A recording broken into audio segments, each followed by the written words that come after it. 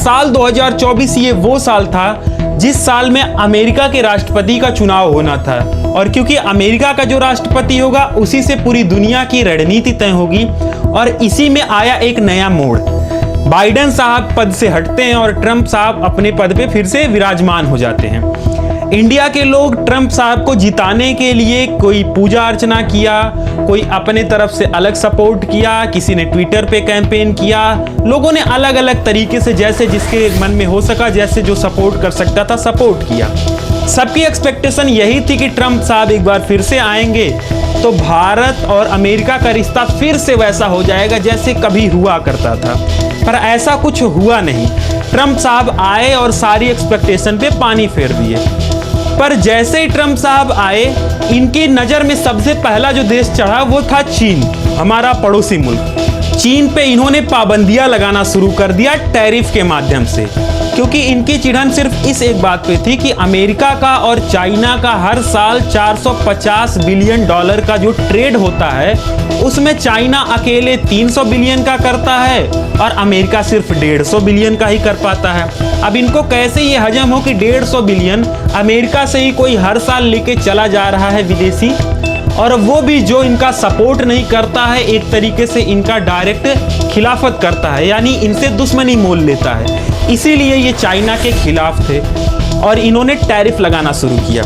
सबसे पहले जब इन्होंने टैरिफ लगाया चाइना पे तो वो टैरिफ था 10%, और धीरे धीरे ये बढ़ते बढ़ते 10 से 20 हुआ, 20 से 40 हुआ, फिर 56 हुआ, और एक टाइम पे ये 200% से ज़्यादा टैरिफ पे पहुंच गए। 245% के आसपास टैरिफ इन्होंने चाइना पे लगा दिया। पर जैसे को तैसा चाइना ने भी सिर्फ इनके साथ ऐसा ही किया जैसा इन्होंने चाइना के साथ बर्ताव किया। जब ये इस पे 10% का टैरिफ लगाते थे तो चाइना भी इन पे 10% का टैरिफ लगा देता था।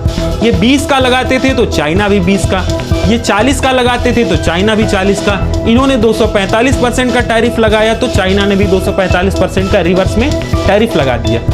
ट्रंप साहब को ये लगा था कि इनके टैरिफ लगाने से चाइना डर जाएगा, पर ऐसा कुछ हुआ नहीं, क्योंकि इसके पीछे एक बड़ा कारण है। चाइना के पास इतनी अधिक लेबर कैपेसिटी है कि सिर्फ अमेरिका ही नहीं, यूरोप ही नहीं, दुनिया के सारे देशों में जितने भी बड़े प्रोडक्ट्स हैं उसकी फैक्ट्रीज चाइना में हैं। और ऑलमोस्ट सारे लोग, चाहे वो आईफोन हो एप्पल की कंपनी या फिर कोई और कंपनी हो, सारे उद्योग चाइना में लगे हुए हैं और यहीं से माल एक्सपोर्ट होकर जाता है और दुनिया के सारे देशों में पहुंचता है। हर साल अमेरिका चाइना को 12.5 बिलियन यानी करीब 12 अरब रुपए का सोयाबीन चाइना में एक्सपोर्ट करता था।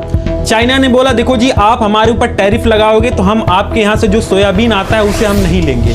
अमेरिका एक समय था जब सोयाबीन की फील्ड में दिग्गज हुआ करता था। अमेरिका के बाद ब्राजील आता था, फिर अर्जेंटीना आता था, पर हाल के सालों में ब्राजील ने अमेरिका को पीछे करके नंबर 1 वाली पोजीशन ले ली है।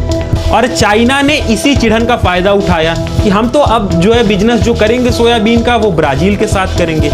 अमेरिका बोला देखो आप ब्राजील के साथ बिजनेस मत करो, क्योंकि ब्राजील से अभी हमारे रिश्ते अच्छे नहीं चल रहे हैं। चाइना फिर भी नहीं माना और उसने महंगे दाम में, अमेरिका से महंगे दाम में सोयाबीन को ब्राजील से खरीदना शुरू कर दिया। जहां पे दिसंबर 2024 में सोयाबीन का 100% एक्सपोर्ट अमेरिका करता था, अप्रैल 2025 आते आते वो सोयाबीन का एक्सपोर्ट 0% हो गया और सारा माल अब ब्राजील से आने लगा। पर इसमें एक प्रॉब्लम ट्रंप साहब के सामने तब आई जब जो भी सोयाबीन फार्मर्स थे जो 1990 से ही चाइना को एक्सपोर्ट करते थे सोयाबीन, और उनकी एक परंपरा में ये बात आ गई थी कि जी हम सोयाबीन उगा रहे हैं तो ये जाएगा तो चाइना के पास ही जाएगा।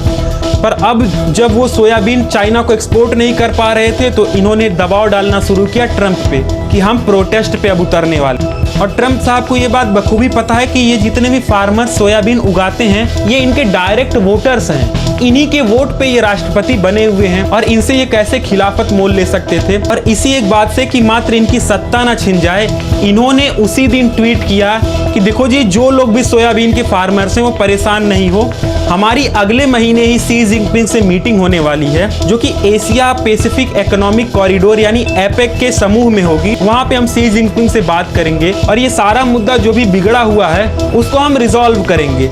एक तरीके से अमेरिका ने इस बात को एक्सेप्ट कर लिया कि अगर चाइना चाह ले तो अमेरिका भी घुटने पे आ सकता है।